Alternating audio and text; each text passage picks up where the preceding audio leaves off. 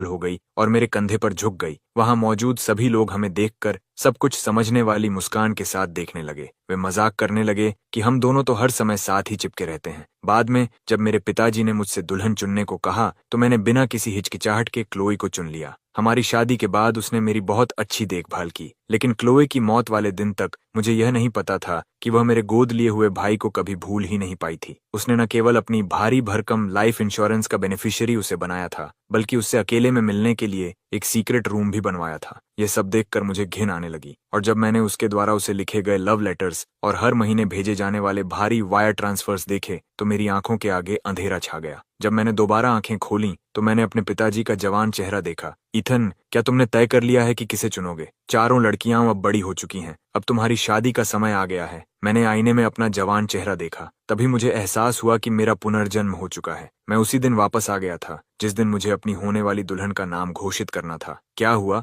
तुम तो हमेशा बिना किसी हिचकिचाहट के क्लोई को चुनते थे, आज इतनी देर क्यों लगा रहे हो? बस उसे ही चुन लो। जब तक वह तुम्हारी अच्छी तरह देखभाल करे और जल्दी मुझे एक पोता दे दे, मुझे यह शादी मंजूर है। पोता? हाँ, अपने पिछले जन्म में उसने मुझे उसका हाथ तक पकड़ने नहीं दिया था। उसने मेरे ही पैसों से मेरे भाई का सहारा दिया। उसका दिल पूरी तरह उस एहसान फरामोश आदमी के लिए भरा हुआ था। नहीं पिताजी, मैंने किसी और को चुना है। किसी और को? क्या अब तुम्हें क्लोई पसंद नहीं रही? अब नहीं, इस जन्म में मैं उसे फिर कभी पसंद नहीं करूंगा। पिताजी को छोड़कर मैं भीड़ से भरे हॉल में चला गया। चारों परिवार पहले से वहां मौजूद थे। जैसे ही मैं पहुंचा, क्लोई ने गंभीर चेहरे के साथ मुझे एक कोने में खींच लिया। बॉस, मुझे पता है कि आज आपने पहले ही मुझे चुन लिया है, लेकिन मेरा दिल किसी और का है। उम्मीद है कि आप अपना फैसला बदल देंगे। मैंने कहा, क्लोई, ये तुम्हारा अधिकार नहीं है कि तुम मुझे बताओ मैं किसे चुनूं। वह चौंक गई। क्या तुम सच में मुझसे शादी नहीं करना चाहते? मैंने कहा, तो अपने माता पिता को लेकर अभी इसी वक्त यहाँ से निकल जाओ। दोबारा मुझे कभी अपना चेहरा मत दिखाना। कुछ कहना नहीं है तो मैं अंदर जा रहा हूँ। क्लोई, उम्मीद है कि बाद में मेरा चुनाव तुम्हें खुश करेगा। उसके स्तब्ध चेहरे को देखते हुए मैं बिना पीछे मुड़े लिविंग रूम में चला गया।